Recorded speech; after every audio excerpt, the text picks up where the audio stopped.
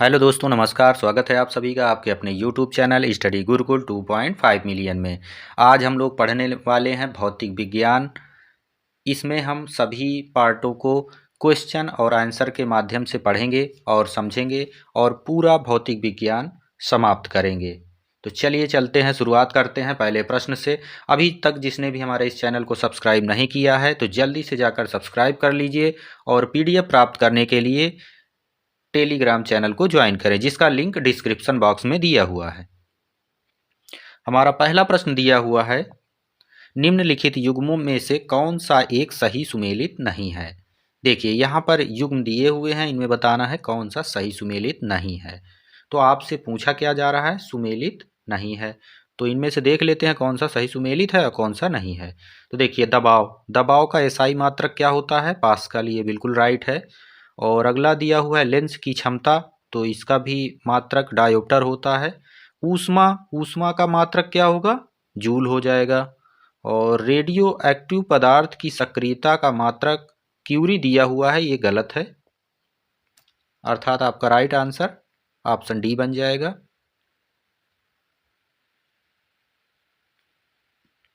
देखिए radio active पदार्थ की सक्रियता का अगर मात्रक पूछा जाए, एसआई मात्रक, तो क्या हो जाएगा, बैकुरल हो जाएगा। चलते हैं अगले प्रश्न पर। प्रश्नों के माध्यम से सभी चैप्टर को हम लोग कंप्लीट करेंगे। अगला प्रश्न में हमसे पूछा गया है, सूची 1 को सूची 2 से सुमेलित कीजिए तथा सूचियों के नीचे दिए हुए कूटों से सही उत्तर का चयन करना है। दबाव, इसका एसआई मात्रक न्यूटन दिया हुआ है। शक्ति का केल्विन दिया हुआ है। तापक्रम का पास्कल दिया हुआ है और ऊर्जा का जूल दिया हुआ है। बताना है इनमें से कौन सा ऑप्शन सही होगा।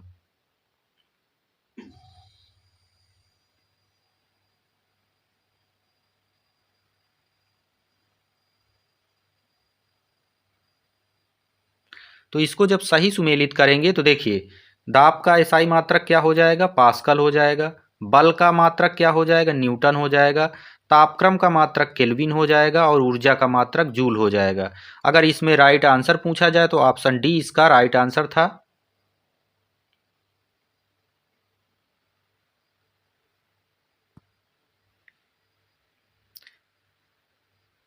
इसका राइट आंसर डी होगा। पहले का तीसरा हो जाएगा। दाब का मात्रक क्या, पास्कल हो जाएगा और शक्ति का मात्रक हो जाएगा न्यूटन। तापक्रम का मात्रक अगर पूछा जाए तो कौन सा हो जाएगा, तापक्रम का मात्रक केल्विन हो जाएगा। ऊर्जा का मात्रक जूल हो जाएगा। तो इस तरह से इसका राइट कॉम्बिनेशन बनेगा। चलते हैं अगले प्रश्न पर।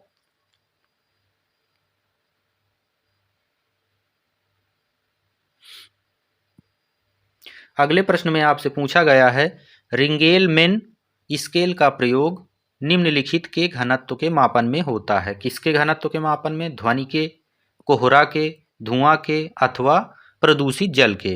तो इसका जो राइट आंसर बनेगा वो बनेगा ऑप्शन सी, धुआं के। रिंगेल-मेन स्केल का प्रयोग निम्नलिखित के घनत्व के मापन में होता है। किसके घनत्व के मापन में, धुएं के मापन में। अगला प्रश्न आपसे पूछा गया है, निम्नलिखित में से रेडियो सक्रियता का मापक कौन सा नहीं है। ऑप्शन दिए हुए हैं बैकुरल, आइंस्टीन, रदरफोर्ड, क्यूरी। तो इसका जो राइट आंसर बनेगा वो बनेगा ऑप्शन बी, आइंस्टीन, जो कि रेडियो सक्रियता का मात्रक होता है, मात्रक नहीं होता है। बाकी सब मात्रक हैं और कौन सा मात्रक नहीं है, यहाँ पर देखिए नहीं बहुत अच्छे से देखना है। तो अर्थात इसका जो राइट आंसर बनेगा वो बनेगा ऑप्शन बी। डिटेल देख लेते हैं। बैकुरल, क्यूरी और रदरफोर्ड रेडियो सक्रियता के मात्रक हैं। प्रकृति में पाए जाने वाले ऐसे भारी तत्व जिनके न्यूट्रॉन प्रोटॉन का अनुपात 1.5 से ज़्यादा होता है, उनके नाभिक अस्थायी होते हैं। स्थायित्व प्राप्त करने के लिए इनसे अल्फा, बीटा, गामा किरणें उत्सर्जित होती हैं। उनकी इस प्रकृति को रेडियो सक्रियता तथा ऐसी किरणों को रेडियो सक्रिय किरणें कहा जाता है। अगला प्रश्न देखेंगे। अगले प्रश्न में आपसे पूछा गया है, बल न्यूटन के समरूप युग्म को चुनिए। ऑप्शन दिए हुए हैं, इंटरनेट ईमेल, आयतन मीटर, शक्ति यूनिट, धारा एम्पियर। तो इसका जो राइट आंसर बनेगा वो बनेगा ऑप्शन डी,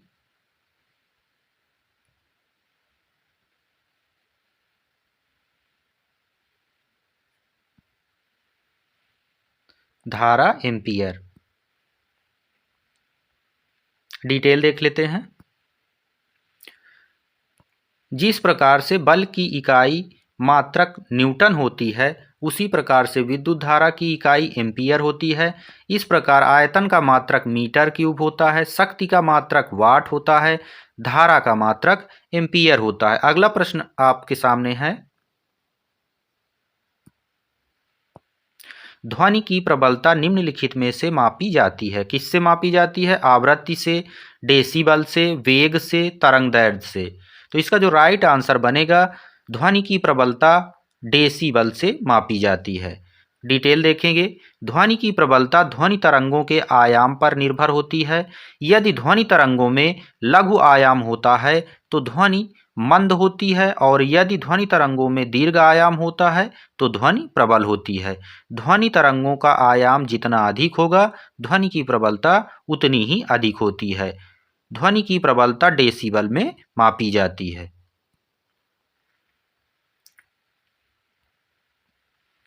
अगला प्रश्न आपसे पूछा गया है, डेसिबल है, अर्थात पूछा गया है डेसिबल क्या है।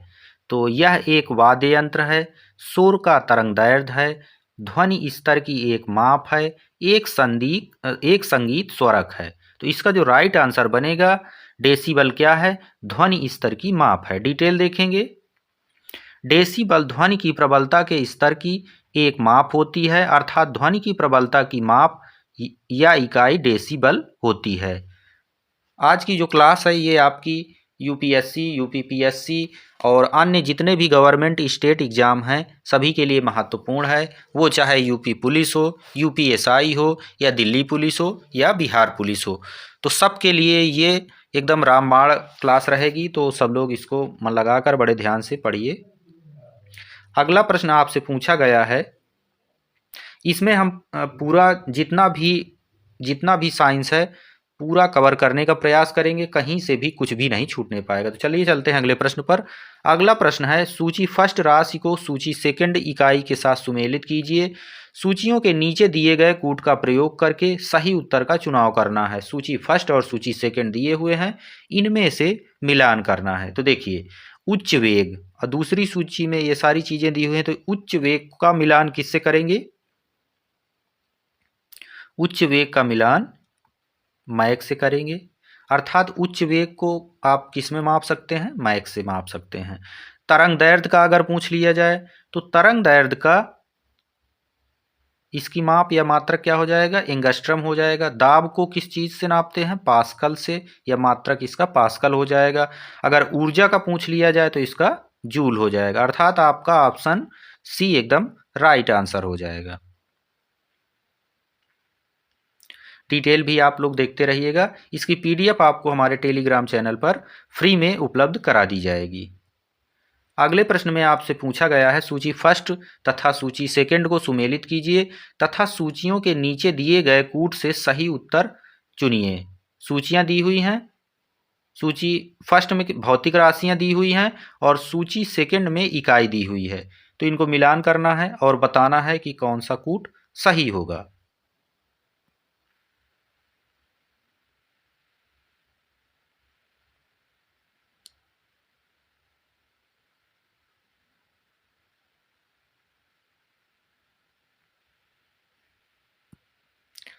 देखिए, इसका जो आंसर बनेगा वो बनेगा ऑप्शन सी।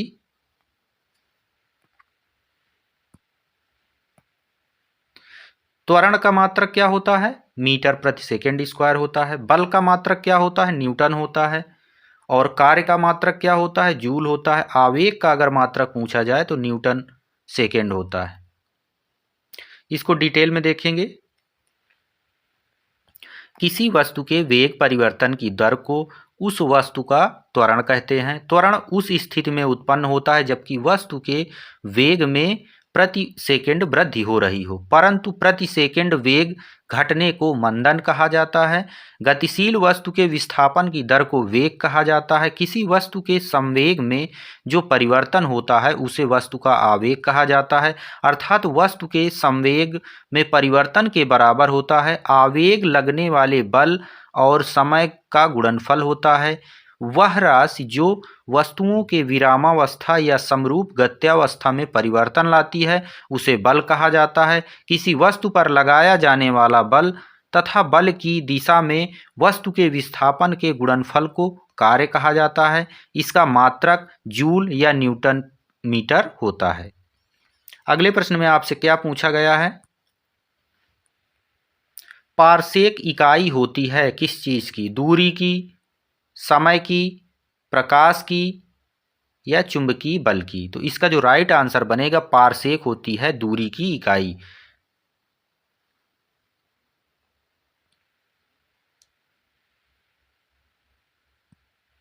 डिटेल देख लेते हैं।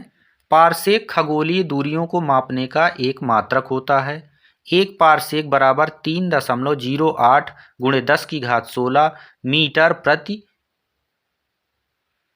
3.26 प्रकाश वर्ष होता है। समय की इकाई को किस चीज़ में मापा जा सकता है? सेकेंड में नापा जा सकता है, मिनट में, घंटा में। और अगला दिया हुआ है चुंबकीय फ्लक्स की इकाई क्या होती है? तो इसकी वेबर होती है। दूरी की अन्य इकाइयाँ कौन सी होती हैं? नाटिकल मील होती है जो कि 1852 मीटर के बराबर होती है। किलोमीटर, प्रकाश वर्ष। अगला प्रश्न आपसे पूछा गया है लंबाई की सबसे छोटी इकाई है कौन सी? माइक्रोन है, नैनोमीटर है, फर्मी मीटर है या उपर्युक्त में से कोई नहीं? तो इसका जो राइट आंसर होगा लंबाई की सबसे छोटी इकाई जो होती है वो होती है फर्मी मीटर।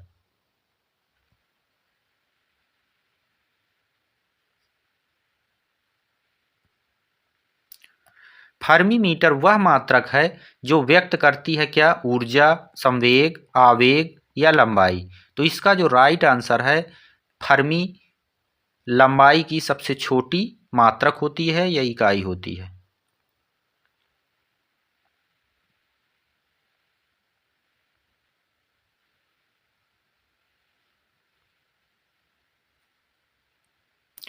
अगला प्रश्न आपसे पूछा गया है प्रकाश वर्ष होता है, ऑप्शन दिए हुए हैं, वह वर्ष जिसमें सूर्य का प्रकाश अधिकतम रहता है, वह वर्ष जिसमें कार्यभार हल्का रहा हो, प्रकाश द्वारा एक वर्ष में चली गई दूरी, सूर्य तथा पृथ्वी के बीच की औसत दूरी। तो इसका जो राइट आंसर बनेगा वो होगा ऑप्शन सी, प्रकाश द्वारा एक वर्ष में चली गई दूरी को क्या कहते हैं? प्रकाश वर्ष कहते हैं।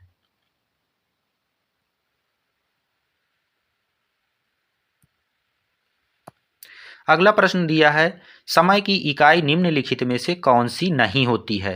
इसको आपको बड़े अच्छे से ध्यान देना है कि नहीं यहाँ पर पूछा गया है। ऑप्शन दिए हुए हैं वर्ष, दिन, प्रकाश वर्ष, घंटा। इसका जो राइट आंसर होगा वो बनेगा प्रकाश वर्ष जो कि समय की इकाई नहीं है। बाकी वर्ष, दिन, घंटा ये सभी समय की इकाइयाँ हैं।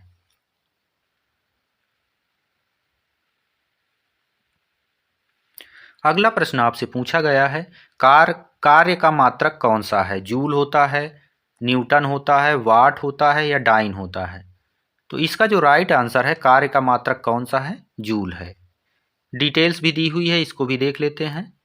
कार्य बराबर बल गुणे विस्थापन होता है। W बराबर F into D, kilogram metre प्रति second square into metre, kilogram metre square प्रति सेकेंड स्क्वायर बराबर न्यूटन मीटर।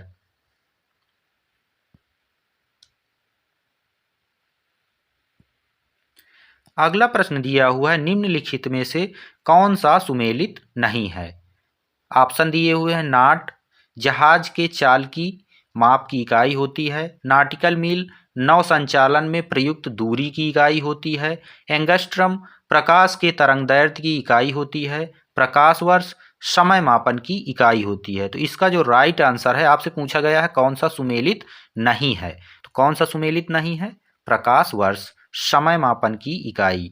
समय मापन की इकाई ना होकर के यह दूरी मापन की इकाई होती है। प्रकाश वर्ष, एक वर्ष में चली गई दूरी को एक प्रकाश वर्ष कहा जाता है। बाकी सारे ऑप्शन सही हैं।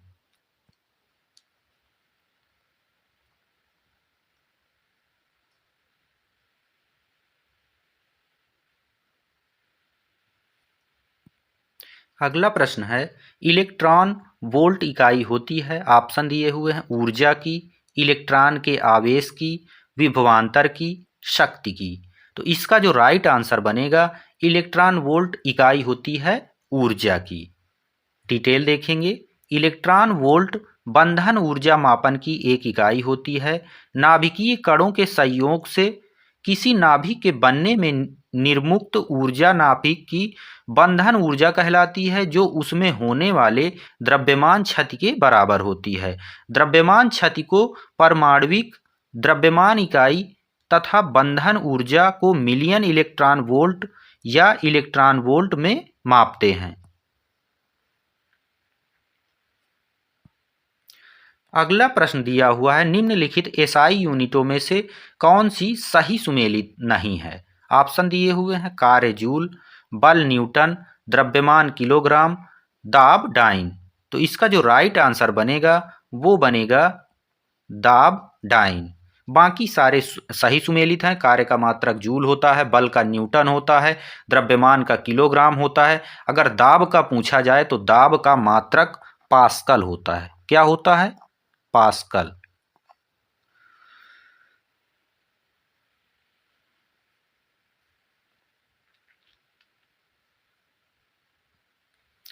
अगला प्रश्न आपसे पूछा गया है, सूची फर्स्ट को सूची सेकंड से सुमेलित कीजिए तथा सूचियों के नीचे दिए गए कूट का प्रयोग करते हुए सही उत्तर को चुनना है। इधर दिया हुआ है क्यूसेक। अब क्यूसेक को इधर मिलाना है कि कौन सा सही होगा। तो क्यूसेक को हम द्रव प्रवाह की दर से मिलाएंगे। और बाइट, सेकेंड ऑप्शन पे बाइट है, तो इसको देख लेते हैं। बाइट एक इकाई होती है कंप्यूटर की। और रिएक्टर, तो रिएक्टर से हम भूकंप की तीव्रता को मापते हैं। बार जो होता है वो दाब का मात्रक या इकाई होती है।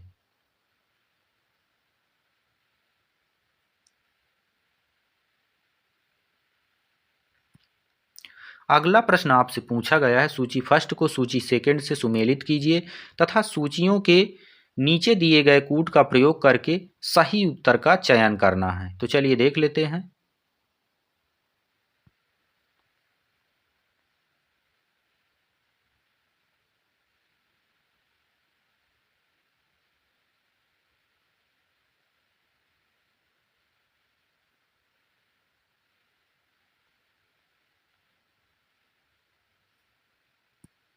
इसका जो राइट आंसर है वो है ऑप्शन ए।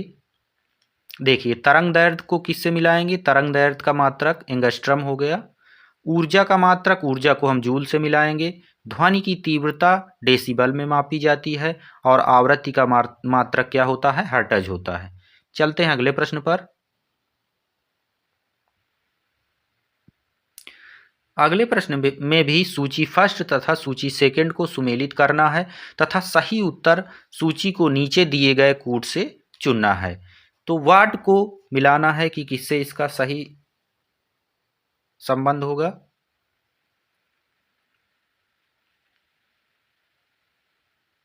तो इसका जो राइट आंसर है वो हो जाएगा ऑप्शन सी।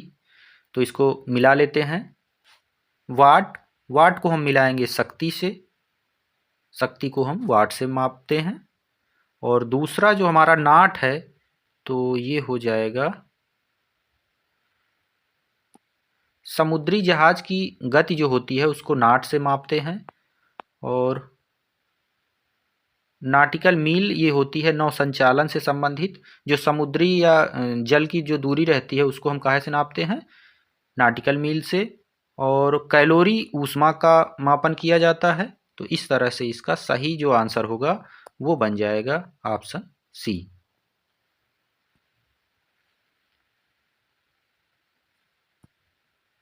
अगले प्रश्न में आपसे पूछा गया है, निम्नलिखित में से कौन सा युग्म सही सुमेलित नहीं है।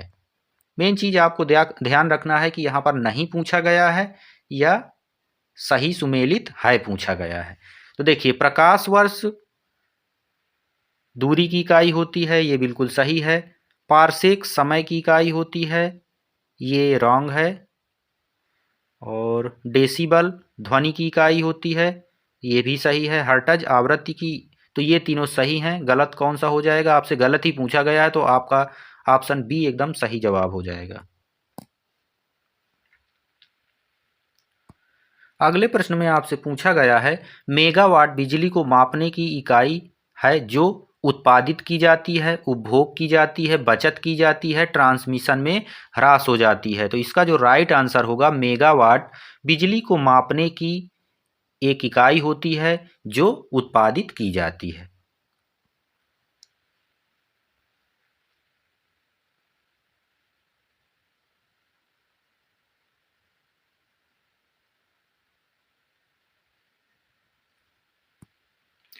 अगला प्रश्न आपसे पूछा गया है ऊष्मा की इकाई निम्नलिखित में से कौन नहीं है? ऑप्शन दिए हुए हैं सेंटीग्रेड, कैलोरी, अर्ग या जूल। तो इनमें से कौन नहीं है पूछा गया है। तो इसका जो राइट आंसर होगा तो वह हो जाएगा ऑप्शन ए सेंटीग्रेड ऊष्मा की इकाई नहीं है। बाकी कैलोरी, अर्ग, जूल ये सारे ऊष्मा की इकाई हैं। अगले प्रश्न में आपसे पूछा गया है किलोवाट घंटा मात्रक है, किसका मात्रक है? द्रव्यमान का, समय का, विद्युत ऊर्जा का, विद्युत शक्ति का। तो इसका जो राइट आंसर होगा वह हो जाएगा ऑप्शन सी विद्युत ऊर्जा का। किलोवाट घंटा मात्रक है विद्युत ऊर्जा का।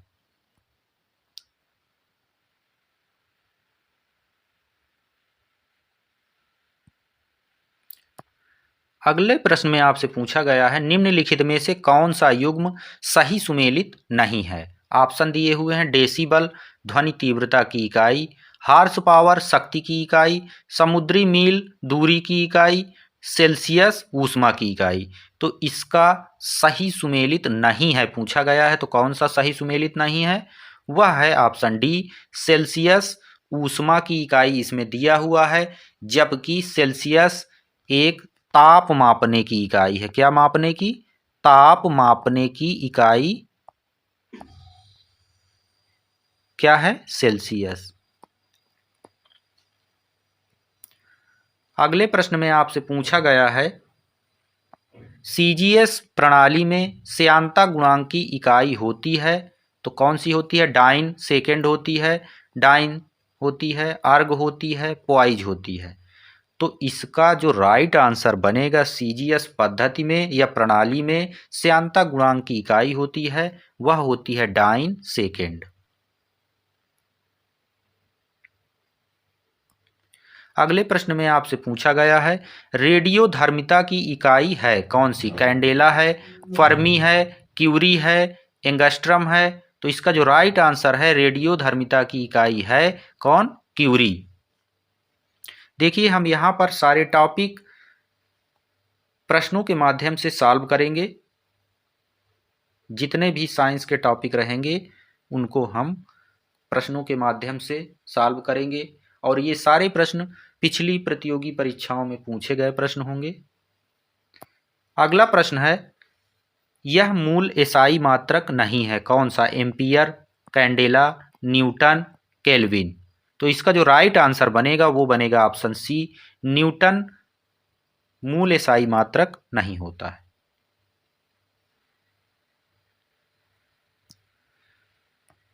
नेक्स्ट प्रश्न है निम्न में से कौन चुंबकीय क्षेत्र की इकाई नहीं है? ऑप्शन दिए हुए हैं टेस्ला, गॉस, न्यूटन प्रति एम्पियर मीटर या वेबर।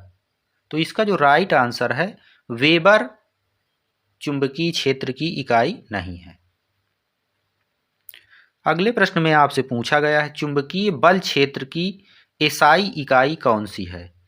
टेस्ला है, वेबर प्रति मीटर स्क्वायर है, ओयर स्टेड है, एम्पियर मीटर है। तो इसका जो राइट आंसर है वह है ऑप्शन ए चुंबकीय बल क्षेत्र की एसआई इकाई टेस्ला है। अगला प्रश्न आपसे पूछा गया है, डेसिबल मात्रक होता है ध्वनि का, प्रकाश का, चुंबकत्व का, रेडियोधर्मिता का। तो इसका जो राइट आंसर बनेगा वो बनेगा ऑप्शन ए, डेसिबल ध्वनि का मात्रक होता है। डिटेल देखेंगे। ध्वनि तरंगों की प्रबलता ध्वनि तरंगों के आयाम पर निर्भर करती है। ध्वनि तरंगों की प्रबलता डेसिबल इकाई में मापी जाती है। ध्वनि की तीव्रता 90 डेसिबल से ज़्यादा होने पर लोगों को सुनने की क्षमता प्रभावित होने लगती है। लंबे समय तक ऐसे माहौल में रहने पर श्रवण शक्ति पर दुष्प्रभाव दिखने लगते हैं। अगले प्रश्न में आपसे पूछा गया है, निम्नलिखित युग्मों में से कौन सा सही सुमेलित नहीं है? दाब पास्कल, ऊष्मा जूल, प्रेरकत्व ओहम या चुंबकीय फ्लक्स वेबर। तो इसका जो राइट आंसर है, कौन सा सही सुमेलित नहीं है आपसे पूछा गया है, तो कौन सा सही सुमेलित नहीं है? ऑप्शन सी, क्योंकि दाब पास्कल हो गया, ऊष्मा का जूल हो गया मात्रक, और चुंबकीय फ्लक्स को वेबर से मापते हैं। लेकिन प्रेरकत्व का अगर पूछा जाए तो इसका जो मात्रक हो जाएगा वो हो जाएगा हेनरी। ये यहां पर गलत है।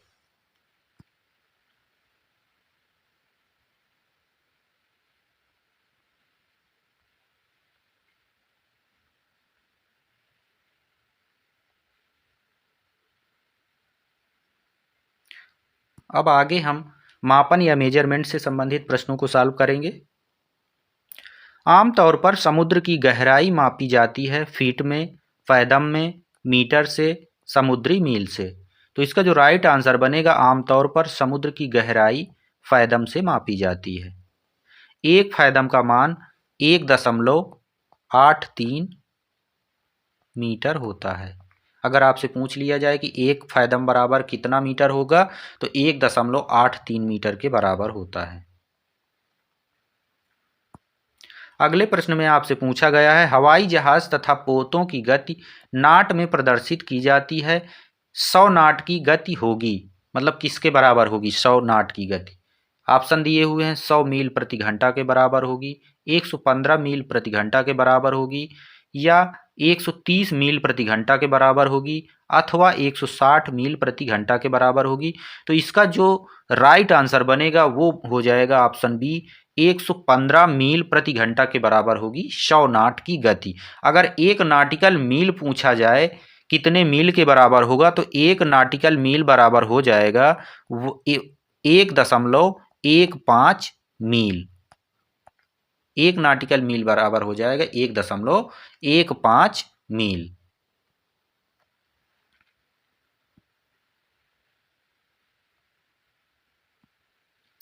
अगले प्रश्न में आपसे पूछा गया है, 1 किलोवाट घंटा का मान होता है। ऑप्शन दिए हुए हैं, 3.6 गुणे 10 की घात 6 जूल।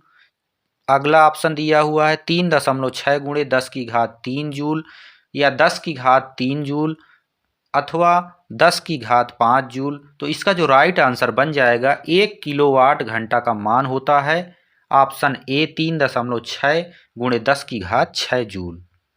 अगले प्रश्न में आपसे पूछा गया है, माप की कौन सी इकाई को 0.39 से गुणा करने पर इंच प्राप्त होता है? तो इसका जो राइट आंसर बनेगा वो बनेगा ऑप्शन बी, सेंटीमीटर से गुणा करने पर इंच प्राप्त होता है।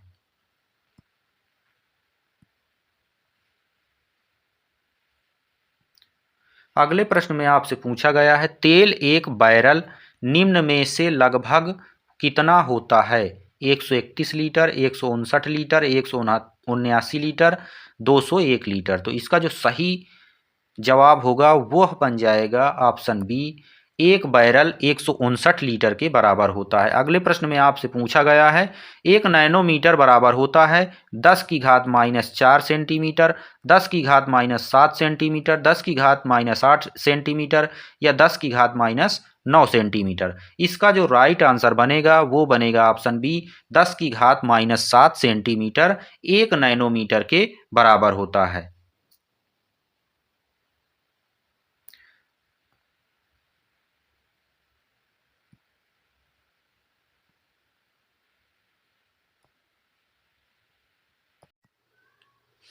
अगला प्रश्न आपसे पूछा गया है, सूची फर्स्ट का सूची सेकंड से सुमेल कीजिए तथा सूचियों के नीचे दिए गए कूट की सहायता से सही उत्तर का चयन करिए। तो देखिए, फर्स्ट सूची में दिया गया है एनीमोमीटर का संबंध किससे है। तो एनीमोमीटर का प्रयोग वायु के वेग को नापने के लिए किया जाता है। सिस्मोग्राफ का पूछ लिया जाए तो इसका प्रयोग किस चीज़ में किया जाता है। तो सिस्मोग्राफ का प्रयोग भूकंप को मापने में किया जाता है, भूकंप की तीव्रता मापने में किया जाता है। बायरोग्राफ का अगर प्रयोग पूछा जाए तो किस चीज़ में किया जाता है।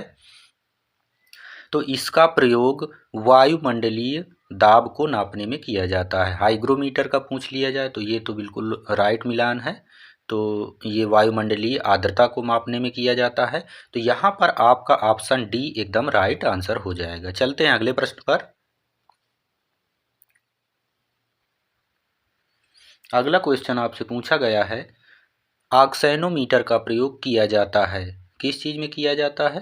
प्रकाश संश्लेषण की दर को नापने में, वृद्धि दर को नापने में, रसाकर्षण की दर को नापने में, ऊर्जा ह्रास की दर को नापने में। तो इसका जो राइट आंसर होगा, ऑक्सेनोमीटर का प्रयोग हम वृद्धि दर को नापने में करते हैं। और वो भी वृद्धि दर किसकी होती है, डिटेल में इसको देख लेते हैं। ऑक्सेनोमीटर का प्रयोग पौधों की वृद्धि दर को मापने में किया जाता है। ऑक्सेनोमीटर सूक्ष्म आकार का एक माइक्रोमीटर है जिससे पौधों की वृद्धि मापी जाती है, जिसका प्रयोग प्रयोगशाला एवं खेत दोनों में किया जाता है। अगले प्रश्न में आपसे पूछा गया है, निम्नलिखित युग्मों में से कौन सा एक सही सुमेलित नहीं है। ऑप्शन दिए हुए हैं, ओडोमीटर वाहनों के पहियों द्वारा तय की गई दूरी को मापने का यंत्र होता है। एक होता है ओंडोमीटर, ये विद्युत चुंबकीय तरंगों की आवृत्ति को मापने का एक यंत्र होता है। ऑडियोमीटर ध्वनि तीव्रता मापक युक्ति होती है। एमीटर विद्युत शक्ति मापक यंत्र होता है। तो इसमें आपसे पूछा गया है कौन सा सही सुमेलित नहीं है। तो इसमें ऑप्शन डी सही सुमेलित नहीं है, क्योंकि अमीटर का जो प्रयोग होता है, तो इसका एमीटर का प्रयोग होता है विद्युत धारा को नापने में, इसका प्रयोग किया जाता है। किस चीज में किया जाता है, विद्युत धारा को मापने में अमीटर का प्रयोग किया जाता है। जबकि यहाँ पर दिया हुआ है विद्युत शक्ति मापक यंत्र, तो ये गलत है। यहाँ पर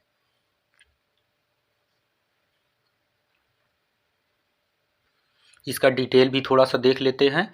एमीटर या एम्पियर मीटर किसी विद्युत परिपथ की शाखा में बहने वाली विद्युत धारा को मापने वाला यंत्र है।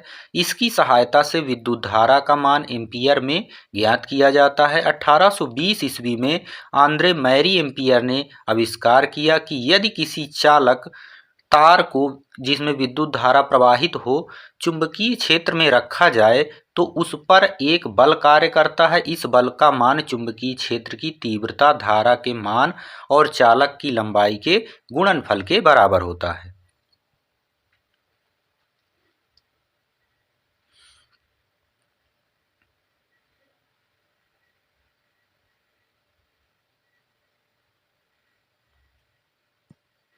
अगला प्रश्न आपसे पूछा गया है, पारे का साधारणतया तापमापी यंत्रों में उपयोग किया जाता है क्योंकि इसकी विशेषता है उच्च घनत्व होता है, उच्च द्रवता होती है या उच्च संचालन शक्ति होती है, उच्च विशिष्ट ऊष्मा होती है। तो इसका जो राइट आंसर बनेगा तो वो बन जाएगा ऑप्शन सी, उच्च संचालन शक्ति होती है।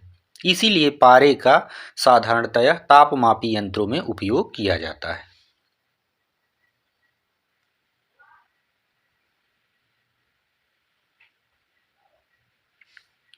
अगला प्रश्न आपसे पूछा गया है, एक सेक्सटेंट प्रयुक्त होता है पहाड़ी का क्षेत्रफल नापने के लिए, मीनार की चौड़ाई मापने के लिए, वस्तु की ऊंचाई मापने के लिए, मकान का आयतन मापने के लिए। तो इसका जो राइट आंसर बनेगा वो बनेगा ऑप्शन सी, वस्तु की ऊंचाई मापने के लिए सेक्सटेंट प्रयुक्त होता है।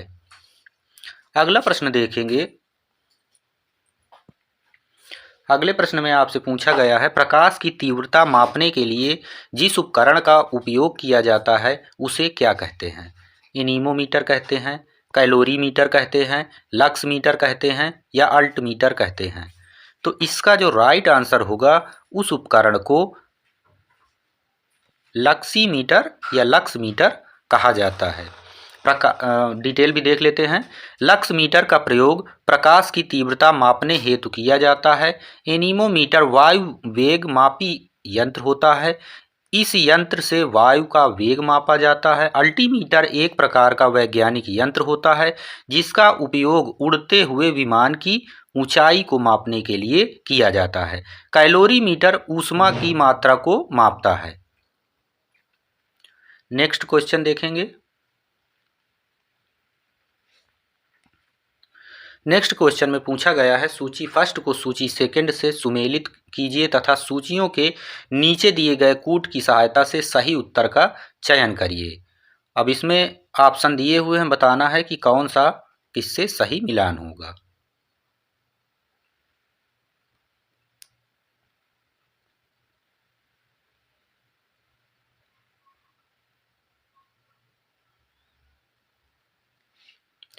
तो इसका जो राइट आंसर बनेगा वो बनेगा ऑप्शन सी। तो इसको मिला लेते हैं। स्टेथोस्कोप को इसका प्रयोग किस चीज़ में किया जाता है? हृदय की ध्वनि को सुनने में किया जाता है। और अगर स्पिग्नोमीटर का प्रयोग पूछा जाए कि किस चीज़ में किया जाता है, तो इसका यूज हम रक्तचाप को मापने के लिए करते हैं। अगर आपसे पूछ लिया जाए कैरोटोमीटर का प्रयोग किस चीज़ में किया जाता है, तो कैरोटोमीटर का प्रयोग हम सोने की शुद्धता की माप के लिए करते हैं। लक्स मीटर का प्रयोग कहाँ पर किया जाता है? तो लक्स मीटर का प्रयोग प्रकाश की तीव्रता को मापने के लिए किया जाता है। अतः यहाँ पर जो आपका राइट आंसर बनेगा वो ऑप्शन सी बिल्कुल सही जवाब हो जाएगा।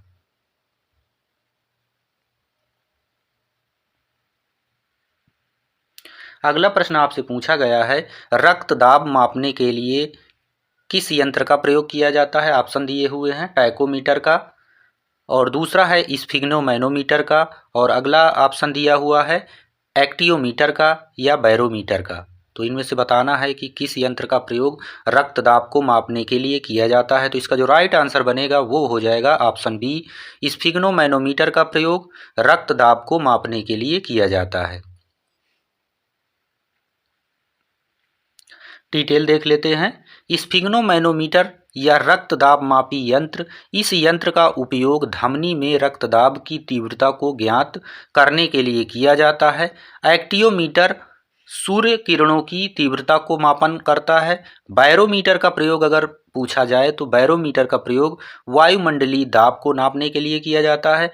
टैकियोमीटर का अगर प्रयोग किया पूछा जाए कि इसका क्या प्रयोग होता है, तो मोटर बोट एवं वायुयान में घूर्णन गति को मापने के लिए टैकियोमीटर का प्रयोग किया जाता है। अगला प्रश्न आपसे पूछा गया है, निम्नलिखित युक्तियों में से किसके द्वारा भूकंप की तीव्रता को मापा जाता है? सीस्मोग्राफ के द्वारा, स्टेथोस्कोप के द्वारा, काइमोग्राफ के द्वारा या पेरिस्कोप के द्वारा? तो इसका जो राइट आंसर बनेगा कि भूकंप की तीव्रता का मापन किया जाता है तो किसके द्वारा किया जाता है? सीस्मोग्राफ के द्वारा भूकंप की तीव्रता की माप की जाती है। सीस्मोग्राफ भूकंप तीव्रता को मापने वाला यंत्र होता है। काइमोग्राफ अगर पूछा जाए तो शरीर की क्रियाओं को ग्राफ द्वारा निरूपित करने के लिए जिस यंत्र का प्रयोग किया जाता है, जैसे रक्तचाप को, हृदय की धड़कन को, इसको किस चीज़ से नापा जाता है? काइमोग्राफ से। अगर पूछा जाए स्टेथोस्कोप का प्रयोग, तो इसका प्रयोग हृदय एवं फेफड़ों की आवाज़ को सुनने के लिए जो जिस यंत्र का प्रयोग किया जाता है उसे स्टेथोस्कोप कहते हैं। पेरिस्कोप का प्रयोग प्रकाश की परावर्तन के सिद्धांत पर कार्य करने वाला यंत्र जिस। अगला प्रश्न आपसे पूछा गया है कि वह थर्मामीटर जो 2000 डिग्री सेल्सियस तापमान मापने हेतु उपयुक्त होता है वह कौन सा है? ऑप्शन दिए हुए हैं, गैस थर्मामीटर, पारे का थर्मामीटर, पूर्ण विकिरण पायरोमीटर या वाष्प दाब थर्मामीटर। तो इसका जो राइट आंसर बनेगा वो बनेगा ऑप्शन सी, पूर्ण विकिरण पायरोमीटर। इससे हम 2000 डिग्री तापक्रम को मापने हेतु उपयुक्त होता है। देखिए डिटेल में देखेंगे। 2000 डिग्री सेल्सियस अथवा इससे ऊपर के तापमान को मापने हेतु विकिरण पायरोमीटर का प्रयोग किया जाता है। अगला प्रश्न देखेंगे।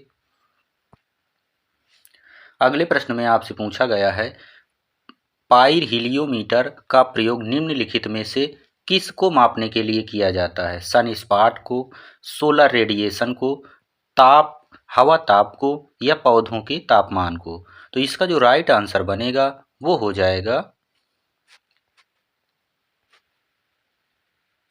Option C. पाइरहिलियोमीटर का प्रयोग सोलर रेडिएशन को मापने के लिए किया जाता है।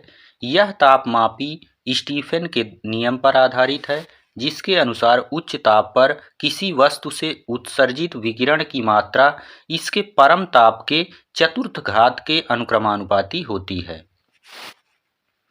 इस तापमापी से 800 डिग्री सेल्सियस से नीचे का तापमान नहीं मापते हैं, क्योंकि इससे कम ताप पर वस्तुएं ऊष्मीय विकिरण का उत्सर्जन नहीं करती हैं। चलते हैं अगले प्रश्न पर।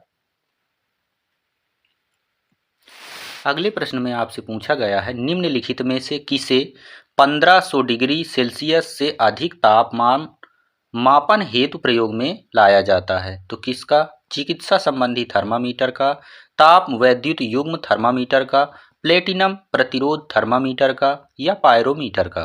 तो इसका जो राइट आंसर होगा कि अगर आपसे पूछा जाता है कि 1500 डिग्री सेल्सियस से अधिक ताप मापन हेतु प्रयोग में लाया जाने वाला थर्मामीटर कौन सा है, तो वो है पायरोमीटर।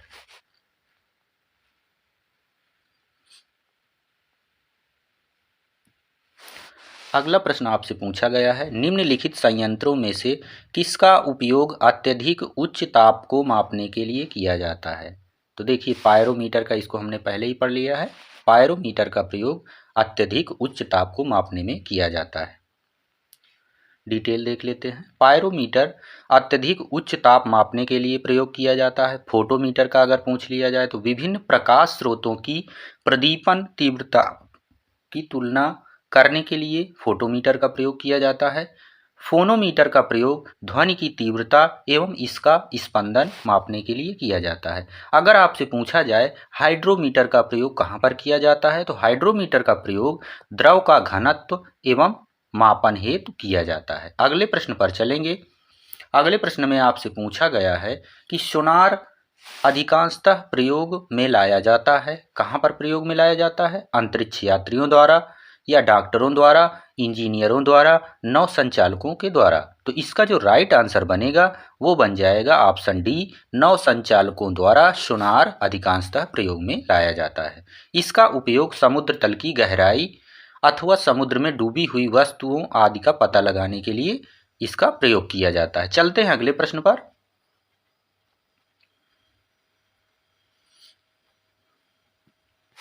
अगले प्रश्न में आपसे पूछा गया है, सूची फर्स्ट को सूची सेकंड से सुमेलित कीजिए तथा सही उत्तर नीचे दिए गए कूट से चयन करके आपको बताना है कौन सा सही होगा। इसमें आपसे पूछा गया है अमीटर का प्रयोग कहाँ पर किया जाता है? तो अमीटर का प्रयोग विद्युत धारा को मापने में किया जाता है। हाइग्रोमीटर का प्रयोग अगर आपसे पूछा जाए तो इसका प्रयोग कहाँ पर किया जाता है? तो इसका जो हाइग्रोमीटर का है उसका प्रयोग किया जाता है सापेक्षिक आर्द्रता को मापने के लिए। बैरोमीटर का प्रयोग कहाँ पर किया जाता है? तो बैरोमीटर का प्रयोग दाब को मापने के लिए किया जाता है। स्प्रिंग तुला का प्रयोग कहाँ पर किया जाता है? तो स्प्रिंग तुला का प्रयोग भार को मापने के लिए किया जाता है।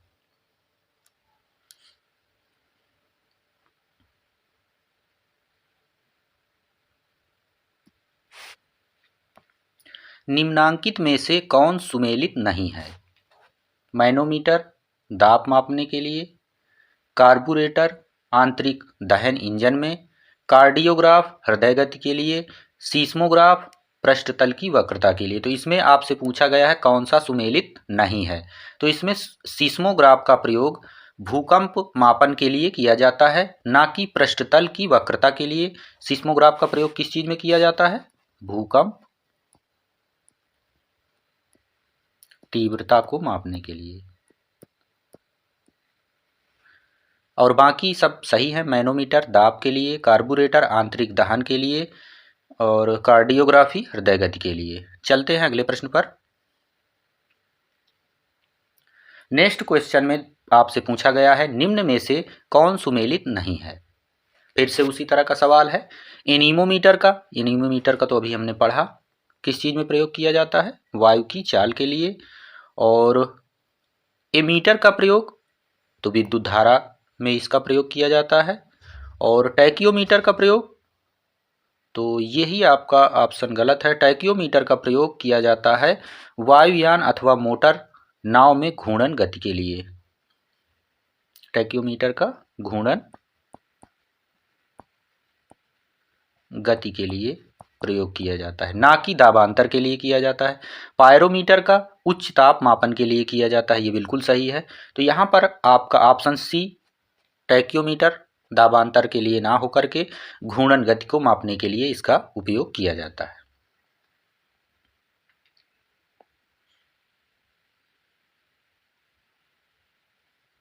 अगला प्रश्न आपसे पूछा गया है सूची फर्स्ट को सूची सेकंड से सुमेलित कीजिए तथा सूचियों के नीचे दिए गए कूटों का उपयोग करके सही उत्तर का चुनाव करिए।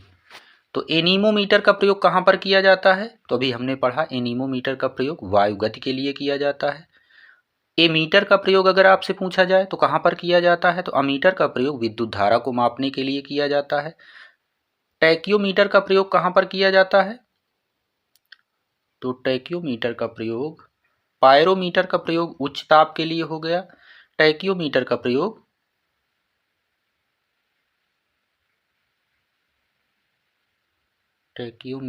प्रयोग घूर्णन गति के लिए हो गया।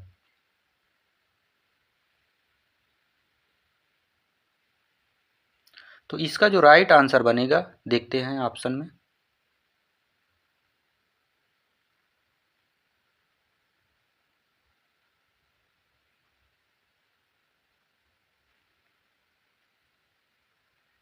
हाँ, तो इसका जो राइट आंसर बनेगा वो बन जाएगा ऑप्शन बी इसका सही जवाब।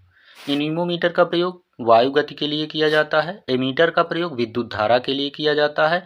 टैकियोमीटर का प्रयोग घूर्णन गति के लिए किया जाता है। पायरोमीटर का प्रयोग उच्च ताप मापन के लिए किया जाता है। चलते हैं अगले प्रश्न पर।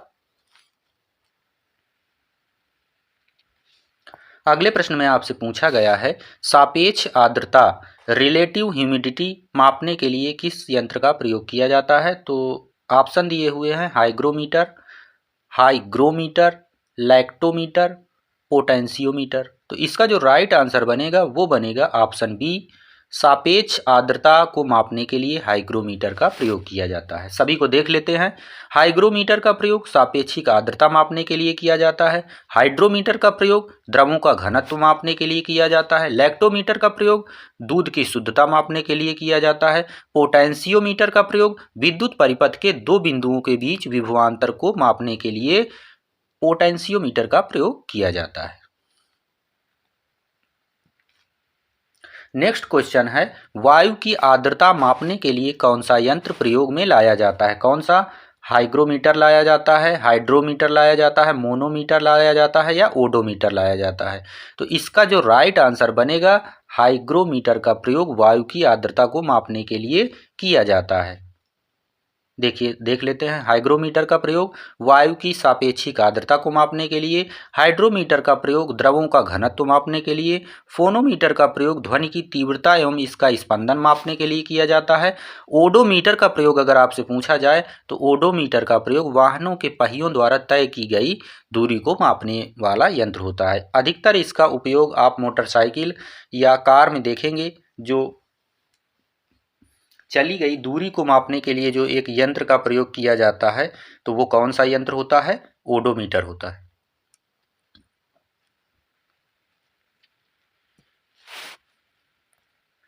अगला प्रश्न आपसे पूछा गया है निम्नलिखित ताप मापियों में से किसे पायरोमीटर कहा जाता है।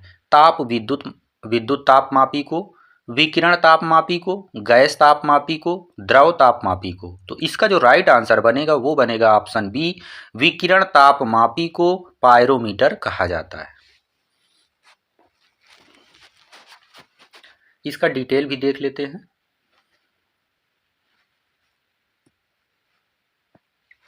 ताप विद्युत तापमापी का प्रयोग 200 डिग्री सेल्सियस से 1600 डिग्री सेल्सियस तक ताप मापन में किया जाता है। विकिरण तापमापी को ही पायरोमीटर कहा जाता है, जिससे उस ताप का मापन किया जाता है जिसका स्रोत अधिकतम दूरी पर स्थित है, जहां पहुंचना अत्यंत कठिन है। चूंकि 800 डिग्री सेल्सियस से अधिक ताप पर ही वस्तुएं विकिरण का उत्सर्जन करती हैं, अतः 800 डिग्री सेल्सियस से अधिक तापमान को मापने के लिए विकिरण तापमापी का प्रयोग किया जाता है।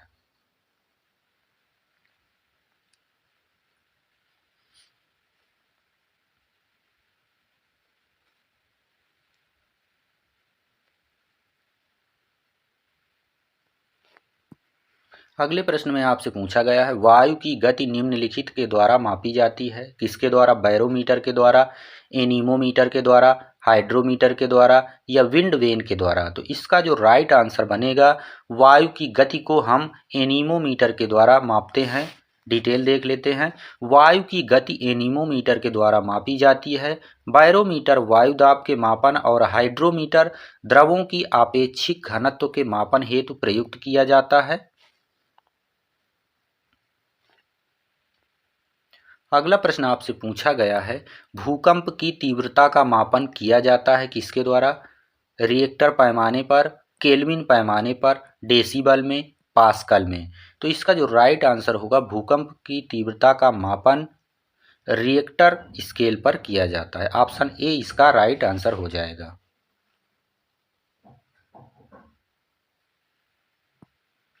अगला प्रश्न आपसे पूछा गया है, महासागर में डूबी हुई वस्तुओं की स्थिति जानने के लिए निम्न में से किस यंत्र का प्रयोग किया जाता है? ऑडियोमीटर का, गैल्वेनोमीटर का, सेक्सटेंट का, सोनार का। इसका जो राइट आंसर बनेगा वो हो जाएगा ऑप्शन डी, महासागर में डूबी हुई वस्तुओं की स्थिति को जानने के लिए सोनार का प्रयोग किया जाता है। डिटेल भी देखेंगे इसका। सोनार एक तकनीकी है जो नौ संचालन में जल के अंदर संचार करने तथा जल के अंदर डूबी हुई सतह पर वस्तुओं का पता लगाने के लिए ध्वनि संचरण का उपयोग करती है। इस तकनीक से समुद्र की गहराई भी मापी जाती है। वास्तव में इस तकनीक में एक तरफ से ध्वनि तरंगों को भेजा जाता है। जब ध्वनि तरंग के सामने कोई वस्तु आ जाती है तो ध्वनि तरंगे उससे टकराकर वापस आ जाती हैं, जिससे उस वस्तु की दूरी का पता लगाया जा सकता है।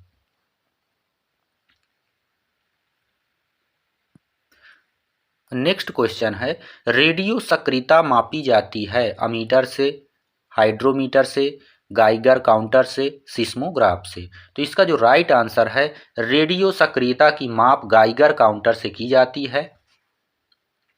रेडियो सक्रियता गाइगर काउंटर से मापी जाती है। रेडियो सक्रियता की खोज फ्रेंच वैज्ञानिक हेनरी बैकुरल, पी क्यूरी एवं एम क्यूरी ने किया। इसके लिए इन तीनों लोगों को वर्ष 1903 में भौतिकी का नोबेल पुरस्कार मिला। मैडम क्यूरी को भौतिकी एवं रसायन दोनों क्षेत्रों में उल्लेखनीय योगदान के लिए नोबेल पुरस्कार से सम्मानित किया जा चुका है।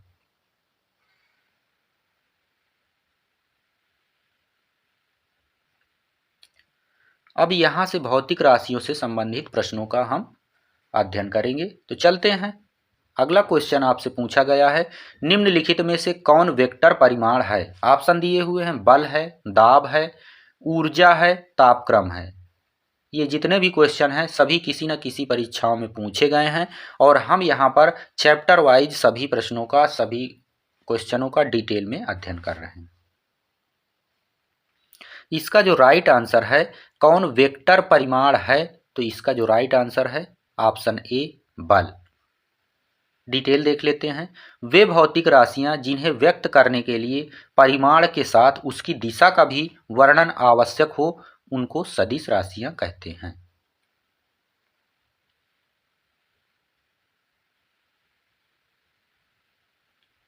अब यहाँ पर बल के बारे में दिया हुआ था, बल एक सदिश राशि है। बल के साथ साथ विस्थापन भी सदिश राशि है, वेग भी है, त्वरण भी, ये सारे सदिश राशियां।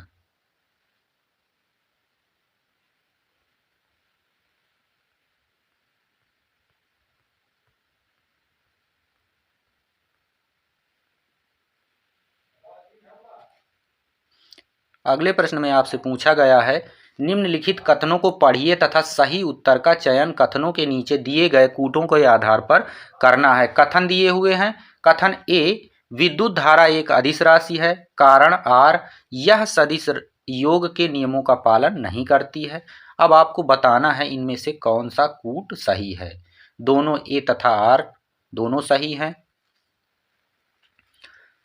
दोनों ए तथा आर सही हैं एवं आर ए का सही स्पष्टीकरण नहीं है। ए सही है परंतु आर गलत है, अथवा ए गलत है परंतु आर सही है। तो इसका जो राइट आंसर होगा ऑप्शन ए दोनों ए तथा आर सही है, आर ए का सही स्पष्टीकरण भी है। इसका डिटेल देखेंगे। ऐसी भौतिक राशियां जिन्हें व्यक्त करने के लिए परिमाण के साथ साथ दिशा की भी आवश्यकता होती है, उन्हें सदिश राशियां कहते हैं। जैसे विस्थापन, वेग, बल इत्यादि। अदिश राशियों को व्यक्त करने के लिए दिशा की आवश्यकता नहीं होती है, केवल परिमाण की आवश्यकता होती है। जैसे द्रव्यमान, घनत्व, विद्युत धारा, परिमाण और दिशा दोनों, परिमाण और दिशा दोनों होने के बावजूद यह एक अदिश राशि है। कौन? विद्युत धारा। इसमें परिमाण और दिशा दोनों है, लेकिन यह इसके बावजूद भी क्या है, इसको हम विद्युत धारा को अदिश राशि के अंतर्गत रखेंगे, क्योंकि यह सदिश राशियों के जोड़ के त्रिभुज नियम का पालन नहीं करती है।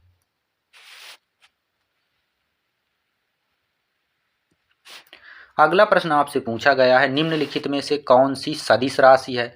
तो सदिश राशियां भी अब हमने देखा ही है। तो यहाँ पर समय, चाल, विस्थापन और दूरी दिया हुआ है, तो इनमें से बताना है कि सदिश राशि कौन सी है। तो इसका जो राइट आंसर है, विस्थापन को हम सदिश राशि के अंतर्गत रखेंगे। डिटेल देख लेते हैं इसको।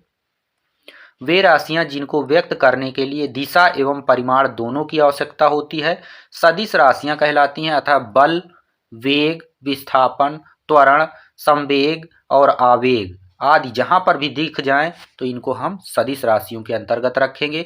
जबकि अगर समय दिया हो, चाल दिया हो, दूरी दी हो, इनको हम अदिश राशियों के अंतर्गत रखेंगे।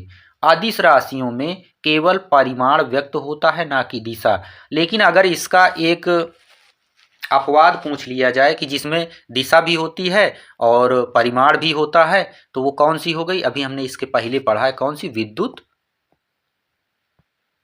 विद्युत धारा। इसमें परिमाण भी होती है, दिशा भी होती है, लेकिन जो सदिश राशियों का नियम है उसका यह पालन नहीं करती है, इसलिए इसको कहाँ पर रखा गया है? अदिश राशि में। इसको अदिश राशि में रखा गया, यह एक अपवाद है।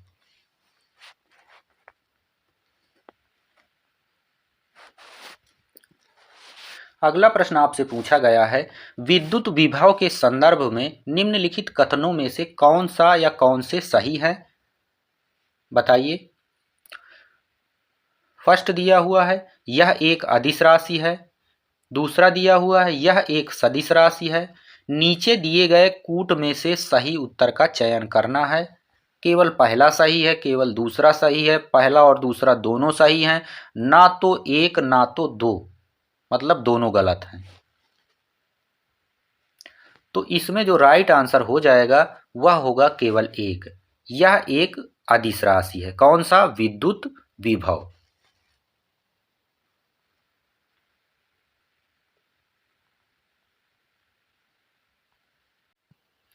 अगला चैप्टर हम पढ़ेंगे यांत्रिकी, गुरुत्वाकर्षण एवं गुरुत्व के अधीन गतियां। इससे संबंधित सभी प्रश्नों को इस चैप्टर में कवर करेंगे। तो चलिए चलते हैं पहले प्रश्न पर।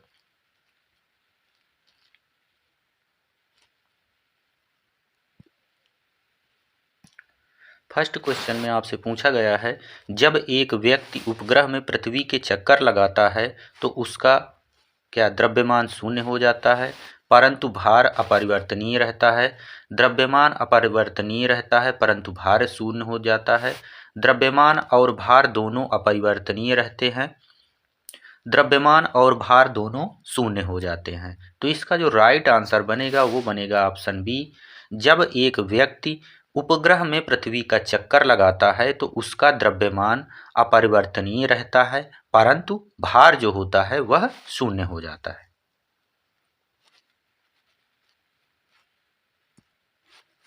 अगला प्रश्न आपसे पूछा गया है, बत्ती वाले स्टोव में बत्ती में तेल चढ़ने का कारण क्या होता है? केशिका क्रिया, तेल की श्यानता, तेल का उच्छेद, उपर्युक्त में से कोई नहीं। तो इसका जो राइट आंसर बनेगा वो बनेगा ऑप्शन ए, केशिका क्रिया के द्वारा बत्ती अथवा स्टोव में बत्ती में तेल चढ़ने का कारण होता है। बत्ती वाले स्टोव में बत्ती में तेल चढ़ने का कारण केशिका क्रिया या केशिकत्व होता है। तेल के पृष्ठ तनाव के कारण केशिकत्व क्रिया संपन्न होती है। और नेक्स्ट क्वेश्चन है, किसी बॉडी पदार्थ की गतिज ऊर्जा होती है एक सदिश मात्रा, एक स्केलर मात्रा, उसके भार के अनुपात में, उसके संवेग के अनुपात में। इसका जो राइट आंसर बनेगा वह हो जाएगा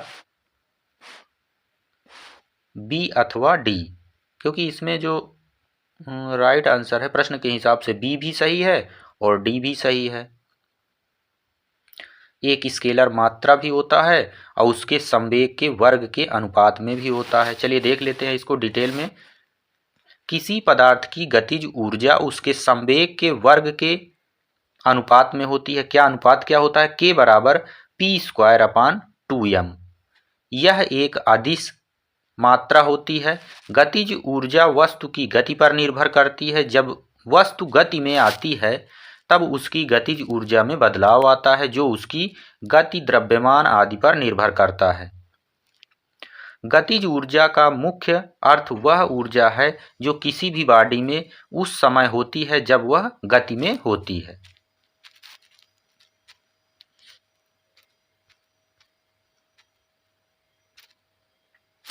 अगले प्रश्न में आपसे पूछा गया है, वायु दाब मापी की रीडिंग में अचानक गिरावट इस बात का संकेत है कि मौसम स्थिर अथवा शांत होगा, वर्षा युक्त होगा, ठंडा होगा या तूफानी होगा। इसका जो राइट आंसर बनेगा वो बनेगा ऑप्शन डी, मौसम कैसा होगा? तूफानी होगा। अगर वायु दाब मापी में अचानक से रीडिंग में गिरावट होने लगती है, अर्थात जो आपका वायु दाब मापी यंत्र होता है उसमें अचानक से गिरावट होने लगे, तो इसका मतलब ये होता है कि उस समय या तो तूफान होगा या तो वहाँ का चक्रवात या इस तरह की कुछ स्थितियां वहाँ पर बन सकती हैं। अगले प्रश्न में आपसे पूछा गया है, ऊर्जा संरक्षण के नियम के अनुसार जब किसी स्वचालित वाहन इंजन में पिस्टन किसी सिलेंडर में गैस संपीड़ित करता है तब निम्नलिखित में से क्या घटित होता है? गैस की गतिज ऊर्जा में वृद्धि होगी, गैस की अवस्था में परिवर्तन होगा, गैस में रासायनिक परिवर्तन होगा, उपर्युक्त में से कोई नहीं। इसका जो राइट आंसर बनेगा वो बनेगा ऑप्शन ए, गैस की गतिज ऊर्जा में वृद्धि होगी। डिटेल देखेंगे। ऊर्जा संरक्षण नियम के अनुसार जब किसी स्वचालित वाहन इंजन में पिस्टन किसी सिलेंडर में गैस संपीड़ित करता है तो अधिक तापमान के परिणाम स्वरूप गैस के अणुओं वायु की गतिज ऊर्जा में वृद्धि होती है। जब पिस्टन सिलेंडर में अंदर या बाहर की ओर गति करता है तो यह गैस को क्रमशः संपीड़ित या विस्तारित करता है। इसके परिणाम स्वरूप यह परिसीमित गैस के दाब में कमी या वृद्धि करता है।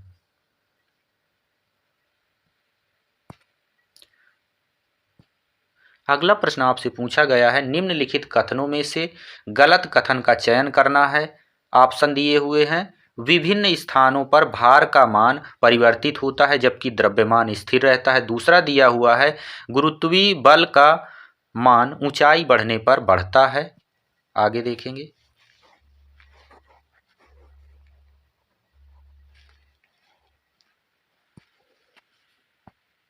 या किसी वस्तु का भार वह बल होता है जिससे पृथ्वी उसे अपनी ओर आकर्षित करती है, अथवा गुरुत्वाकर्षण बल एक कमजोर दुर्बल बल होता है जब तक कि अधिक द्रव्यमान प्रयुक्त ना हो। तो इसका जो राइट आंसर बनेगा वो बनेगा ऑप्शन बी,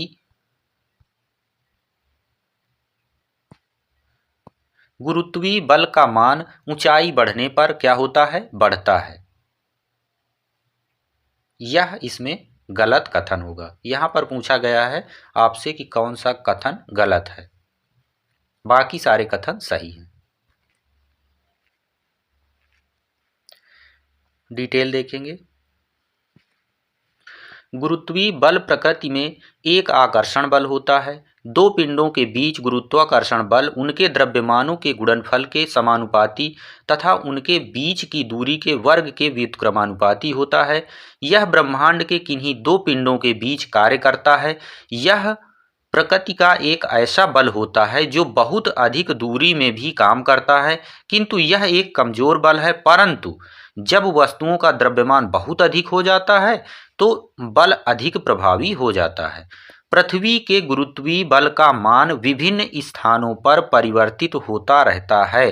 अर्थात गुरुत्वीय बल का मान, जैसे हम पृथ्वी के किसी भी, जैसे हम हिमालय पे जाएंगे तो वहाँ पर गुरुत्वीय बल कुछ अलग होगा, और जैसे हम दूसरे मैदानी क्षेत्रों में आ जाएंगे तो वहाँ पर गुरुत्वीय बल का मान कम या ज़्यादा होता रहता है।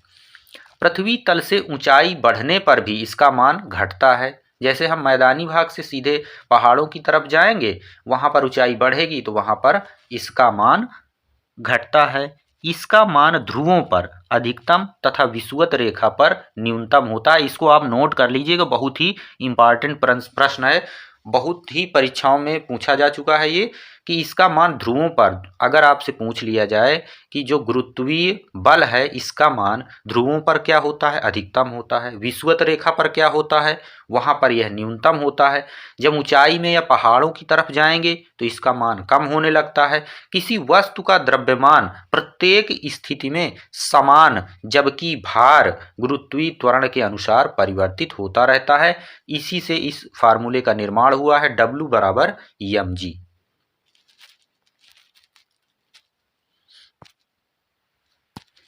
अगला क्वेश्चन आपसे पूछा गया है, प्रत्येक क्रिया के लिए एक समान और एक विपरीत प्रतिक्रिया होती है। यह नियम किसने दिया था? अर्थात क्रिया प्रतिक्रिया का नियम किसने दिया था? न्यूटन ने दिया था, आइंस्टाइन ने दिया था, या बोहर ने दिया था, या हेंडेल ने दिया था? तो इसका जो राइट आंसर होगा, न्यूटन ने क्रिया प्रतिक्रिया का नियम किसने दिया था? न्यूटन ने दिया था। डिटेल देखेंगे।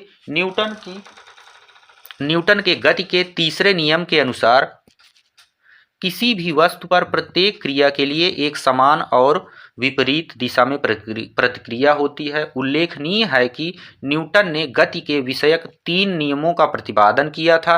पहला नियम क्या था? पहला नियम था जड़त्व का नियम। दूसरा नियम क्या था? वस्तु पर आरोपित बल बराबर वस्तु के संवेग में परिवर्तन की दर। और तीसरा नियम उनका कौन सा था? तीसरा नियम न्यूटन का था क्रिया प्रतिक्रिया का नियम था।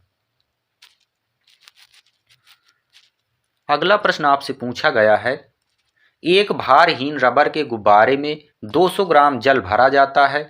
जल में इसका भार होगा कितना? 100 न्यूटन होगा, 200 न्यूटन होगा, या 400 न्यूटन होगा, या 0 होगा?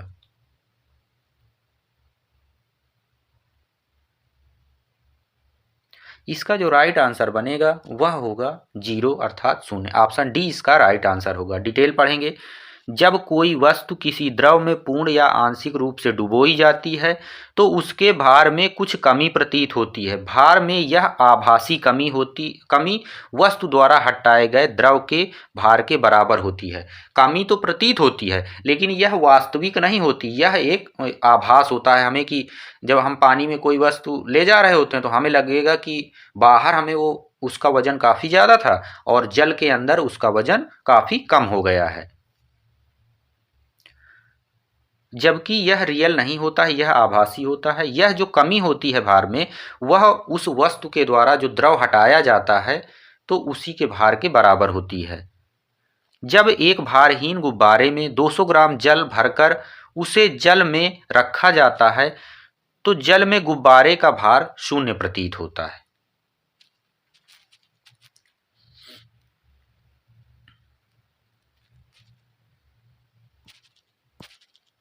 अगला प्रश्न आपसे पूछा गया है, एक व्यक्ति जिसका पृथ्वी पर भार 62 किलोग्राम है उसका भार चंद्रमा पर लगभग 10 किलोग्राम होगा। अंतरिक्ष में उसका भार क्या होगा? ऑप्शन दिए हुए हैं, 0 होगा, 35 किलोग्राम होगा, 54 किलोग्राम होगा या 10 किलोग्राम होगा।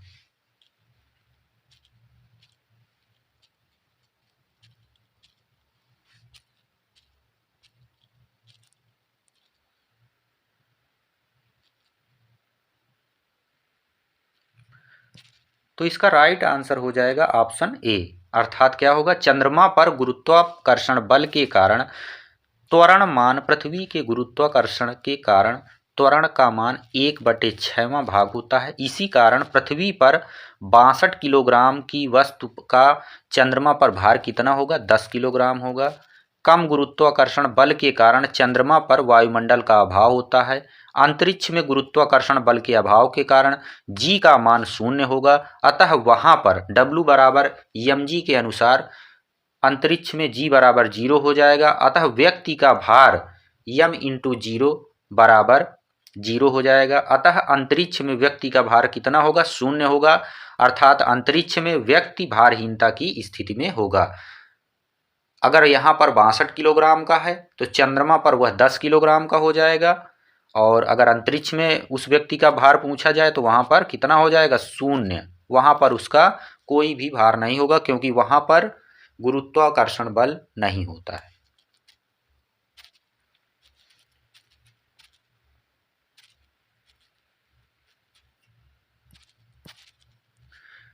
अगला क्वेश्चन आपसे पूछा गया है, जब किसी पिंड को चंद्रमा से पृथ्वी पर स्थानांतरित किया जाता है तो पृथ्वी पर उसका भार घट जाता है और मात्रा बढ़ जाती है। पृथ्वी पर उसका भार बढ़ जाता है तथा मात्रा घट जाती है।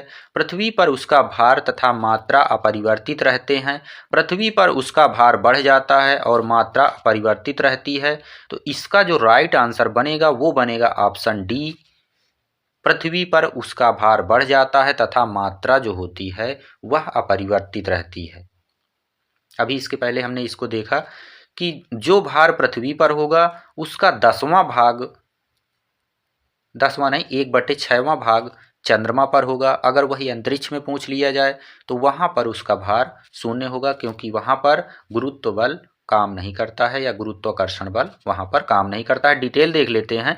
चंद्रमा पृथ्वी का एकमात्र प्राकृतिक उपग्रह है। चंद्रमा पर गुरुत्वाकर्षण बल के कारण त्वरण का मान पृथ्वी के गुरुत्वाकर्षण के कारण त्वरण का मात्र 1/6 है। अतः किसी पिंड को चंद्रमा से पृथ्वी पर स्थानांतरित करने पर उसका भार बढ़ जाता है, परंतु मात्रा अपरिवर्तित रहती है। मतलब मात्रा उतनी ही रहेगी, लेकिन उसको वहाँ पर भेजने पर उसका भार बढ़ जाएगा। जैसे वहाँ पर 6 किलो की है, चंद्रमा पर कोई वस्तु अगर 6 किलो की है तो अगर उसको पृथ्वी में भेजा जाएगा तो वह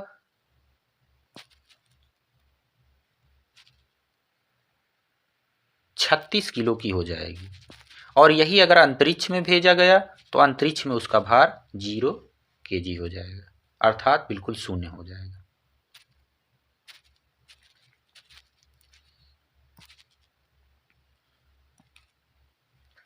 जब किसी वस्तु को पृथ्वी से चंद्रमा पर ले जाया जाता है तो उसका भार बढ़ जाता है, उसका भार घट जाता है, उसके भार में कोई परिवर्तन नहीं होता है, वह पूर्ण रूप से भार रहित हो जाती है। तो इसका जो राइट आंसर बनेगा वो बनेगा ऑप्शन बी, उसका भार घट जाता है। जब किसी वस्तु को पृथ्वी से चंद्रमा पर ले जाया जाता है तो उसके भार में क्या होता है, उसके भार में कमी होती है। रीजन हम इसके पहले वाले प्रश्न में देख ही चुके हैं कि क्यों वह कमी होती है। अगला प्रश्न आपसे पूछा गया है, वस्तु की मात्रा बदलने पर अपरिवर्तित रहेगा। क्या अपरिवर्तित रहेगा, आयतन अपरिवर्तित रहेगा, भार अपरिवर्तित रहेगा, अथवा द्रव्यमान या घनत्व। तो इसका जो राइट आंसर है, वस्तु की मात्रा बदलने पर क्या अपरिवर्तित रहेगा, तो इसका जो सही जवाब होगा, चलिए देख लेते हैं।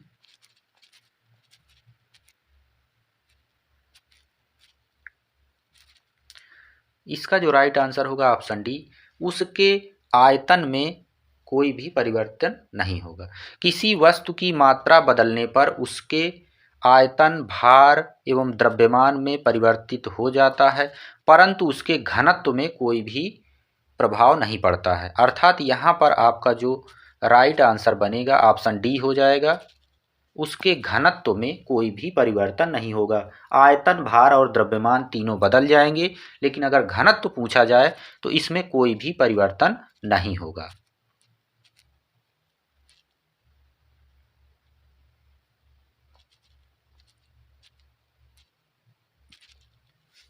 अगला प्रश्न आपसे पूछा गया है, यदि 100 ग्राम चीनी को आधा लीटर पानी में मिलाकर एक संतृप्त चीनी का घोल तैयार किया जाता है तो निम्न में से कौन सी भौतिक राशि नहीं बदलेगी? क्या नहीं बदलेगा? द्रव्यमान नहीं बदलेगा, या घनत्व नहीं बदलेगा, सांद्रता नहीं बदलेगी, या आयतन नहीं बदलेगा? तो यहाँ पर जो नहीं बदलेगा वह क्या होगा?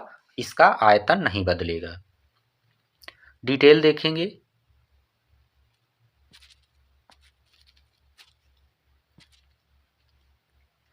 पानी के अणुओं के मध्य रिक्त स्थान पाए जाते हैं जिन्हें अंतराण्विक रिक्त स्थान कहा जाता है, तथा जब चीनी को पानी में घोला जाता है तो संतृप्त विलयन की दशा में तो चीनी के अणु जल के अंतराण्विक स्थानों में चले जाते हैं और जल के स्तर में कोई वृद्धि नहीं होती है। अर्थात 100 ग्राम चीनी को आधा लीटर पानी में घोलकर तैयार संतृप्त चीनी के विलयन में उसके द्रव्यमान में अवश्य परिवर्तन होगा तथा समान आयतन पर द्रव्यमान में होने वाला परिवर्तन घनत्व को भी प्रभावित करेगा। सांद्रता का संबंध अवयव की मात्रा तथा घनत्व पर निर्भर करता है, अतः यह भी प्रभावित होगी, किंतु आयतन किसी स्थान को घेरने की माप होती है जो बिल्कुल भी नहीं बदलेगा। अगले प्रश्न में आपसे पूछा गया है, लोलक घड़ियां गर्मियों में क्यों सुस्त हो जाती हैं? इसका कारण आपको बताना है। गर्मियों में दिन लंबे होने के कारण यह सुस्त हो जाती हैं, कुंडली में घर्षण के कारण लोलक की लंबाई बढ़ जाती है जिससे कोई दोलन में लगा हुआ समय बढ़ जाता है, या गर्मी में लोलक का भार बढ़ जाता है। तो इसका जो राइट आंसर होगा, लोलक की लंबाई बढ़ जाती है जिससे इकाई दोलन में लगा हुआ समय बढ़ जाता है, इसीलिए लोलक घड़ियों में या लोलक घड़ियां गर्मियों में सुस्त हो जाती हैं।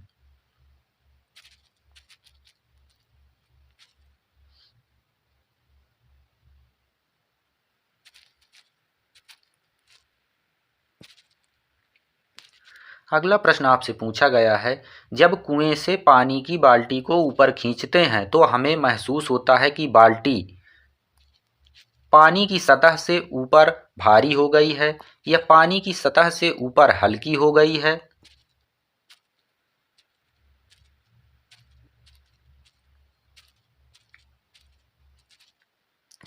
या पानी की सतह से बाहर आकर स्थिरता खो बैठी है, या पानी के बाहर आकर उसके द्रव्यमान में प्राप्ति हुई है? तो इसका जो राइट आंसर बनेगा वो बनेगा ऑप्शन ए।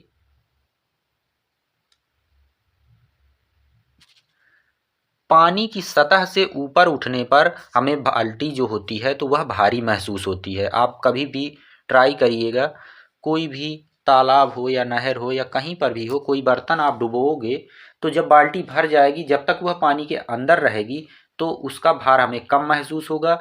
जब उसको हम ऊपर निकाल लेंगे उस पानी के तो वो हमें भारी महसूस होने लगेगी। इसका डिटेल भी देख लेते हैं।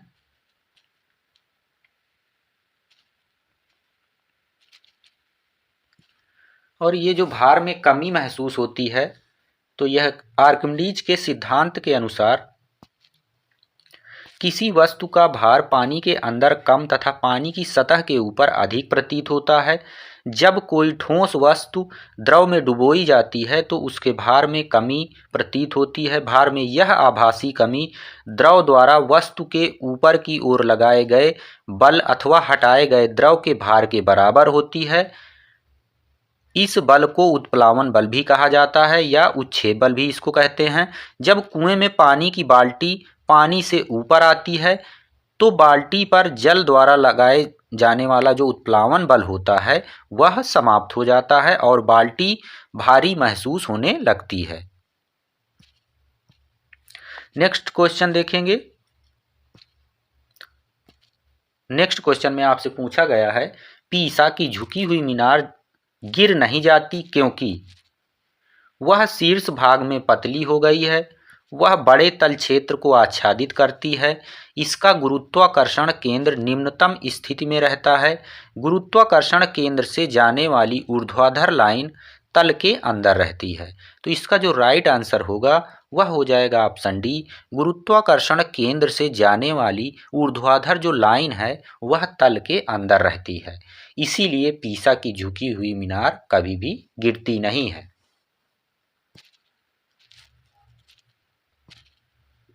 कोई वस्तु तभी तक स्थिर रह सकती है जब तक कि उसके गुरुत्व केंद्र से गुजरने वाली ऊर्ध्वाधर रेखा उसके आधार तल से होकर जाती है। पीसा की झुकी हुई मीनार के न गिरने का यही कारण है कि उसके गुरुत्व केंद्र से गुजरने वाली ऊर्ध्वाधर रेखा उसके आधार तल से होकर गुजरती है। यह स्थायी संतुलन की स्थिति प्रदान करती है।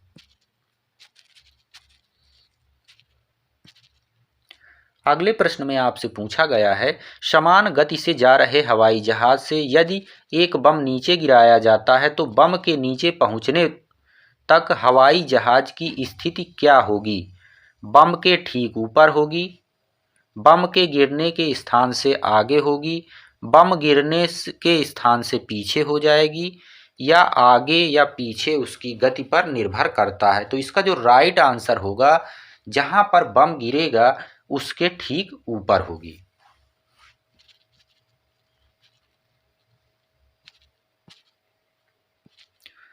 डिटेल देखेंगे। समान गति से उड़ने वाले जहाज से बम गिराए जाने पर उस बम के पृथ्वी पर पहुंचने तक जहाज बम के ठीक ऊपर रहेगा, क्योंकि जहाज से गिरते समय बम का प्रारंभिक वेग जहाज के वेग के क्षैतिज दिशा में बराबर होगा। साथ ही बम पर गुरुत्वीय त्वरण ऊर्ध्व दिशा में भी कार्य करेगा, जिससे उसका पथ परवलयाकार हो जाएगा।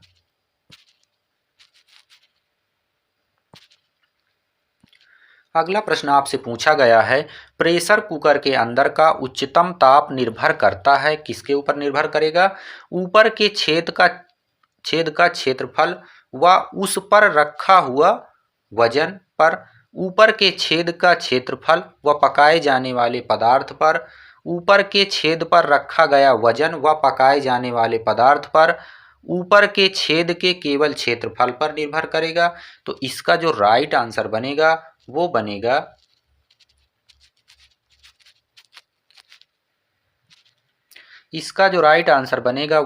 Option A. जल का क्वथनांक वायुमंडलीय दबाव पर निर्भर करता है। वायु का दबाव बढ़ जाने पर क्वथनांक बढ़ जाता है और दबाव घट जाने पर क्वथनांक कम हो जाता है। प्रेशर कुकर में वायु का दबाव बढ़ जाने पर जल का क्वथनांक बढ़ जाता है। प्रेशर कुकर में भोजन वाष्प के ताप से पकता है। इसके अंदर का उच्च तापमान कुकर के ऊपर के छेद का क्षेत्रफल तथा उस पर रखे वजन पर निर्भर करता है, ताकि कुकर के अंदर दाब अधिक बना रहे।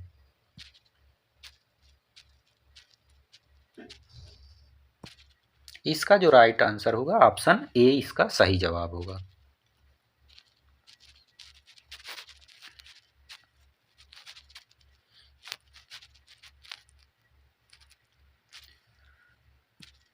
अगले प्रश्न में आपसे पूछा गया है, हवाई जहाज से यात्रा करते समय पेन से स्याही निकलने लगती है, वायुदाब में कमी के कारण, वायुदाब में वृद्धि के कारण, स्याही के आयतन में वृद्धि के कारण, अत्यधिक भार के कारण। तो इसका जो राइट आंसर बनेगा वो बनेगा ऑप्शन ए, वायुदाब में कमी के कारण हवाई जहाज से यात्रा करते समय पेन से स्याही निकलने लगती है।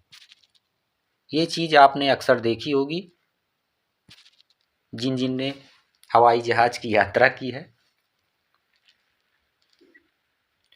अधिक ऊंचाई पर जाने पर वायुदाब क्रमशः कम होता है। पृथ्वी की सतह से ऊपर जाने पर वायुमंडलीय दबाव जो होता है वो घटता है। पृथ्वी के निकट समुद्र तल से प्रति 110 मीटर की ऊंचाई पर वायुदाब में 1 सेंटीमीटर पारादाब कम हो जाता है। हवाई जहाज से यात्रा करते समय पेन से स्याही निकलने का कारण वायुमंडलीय दाब का कम होना होता है। अगला प्रश्न आपसे पूछा गया है, निम्नलिखित सिद्धांत पर रॉकेट कार्य करता है। ऑप्शन दिए हुए हैं एवोगाद्रो अवधारणा के आधार पर, ऊर्जा संरक्षण के आधार पर, रेखीय संवेग संरक्षण के आधार पर, बर्नौली सिद्धांत के आधार पर। तो इसका जो राइट आंसर बनेगा वो हो जाएगा ऑप्शन सी, रेखीय संवेग संरक्षण के सिद्धांत पर रॉकेट कार्य करता है। रॉकेट के अंदर ईंधन के जलने से उत्पन्न गैस के निष्कासन के विपरीत दिशा में रॉकेट का संचालन होता है।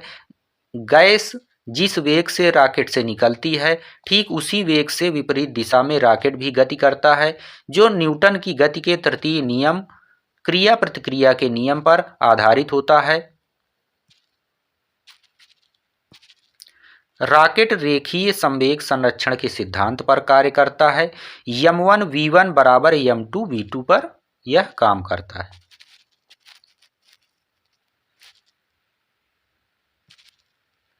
अगले प्रश्न में आपसे पूछा गया है निम्नलिखित में से किस सिद्धांत पर रॉकेट काम करता है। ऑप्शन दिए हुए हैं अवोगाद्रो परिकल्पना पर, ऊर्जा संरक्षण सिद्धांत पर, बर्नौली प्रमेय पर या संवेग संरक्षण सिद्धांत पर। तो रॉकेट जो होता है वह संवेग संरक्षण सिद्धांत पर काम करता है।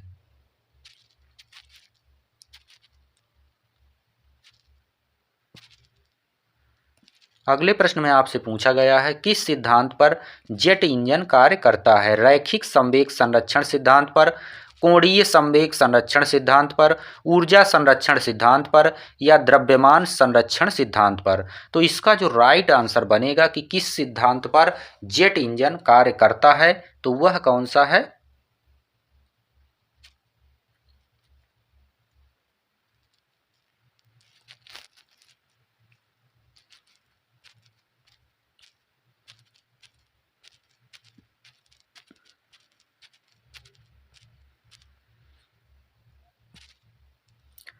तो इसका राइट आंसर हो जाएगा ऑप्शन ए, जेट इंजन रैखिक संवेग संरक्षण सिद्धांत पर कार्य करता है। आधुनिक विमान में मुख्यतः जेट इंजन का ही प्रयोग किया जाता है। जेट इंजन के आविष्कारक फ्रैंक व्हीटल थे।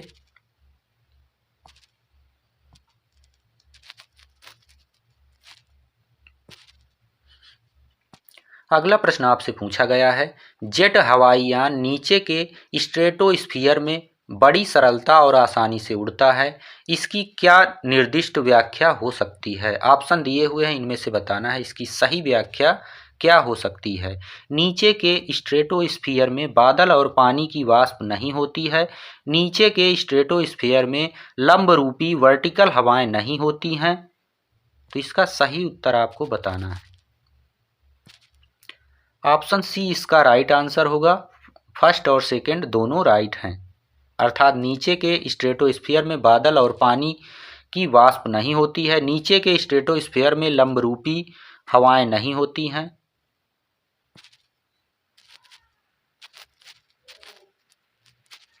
अगले प्रश्न में आपसे पूछा गया है एक बुलेट लंब रूप से ऊपर दागी जाती है, वह उच्चतम बिंदु पर पहुंचने में t1 समय लेती है, वहां से जमीन तक पहुंचने में t2 समय लेती है। उस दशा में निम्न में से क्या सही होगा। तो इसका राइट आंसर होगा कि राइट आंसर इसका ऑप्शन सी हो जाएगा, अर्थात जो t1 होगा वह बड़ा होगा जबकि t2 होगा वह छोटा हो जाएगा। बुलेट पृथ्वी पर उसी कोण व उसी वेग से वापस आती है जिस कोण वेग से उसे प्रक्षेपित किया गया था, अर्थात जितने समय में ऊपर जाएगी उतने ही समय में वह वापस आ जाएगी।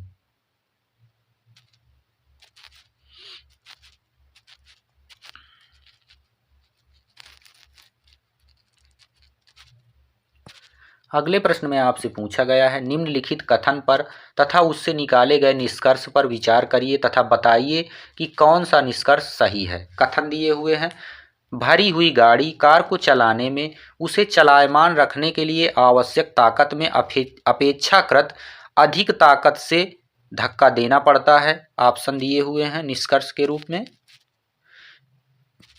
किसी चलायमान वस्तु का भार कम होता है, प्रारंभ में पहिए फिसलने लगते हैं, एक बार गाड़ी चल पड़ने पर घर्षण कम होता है, अभ्यास से निपुणता प्राप्त होती है। तो इसका जो राइट आंसर बनेगा वह होगा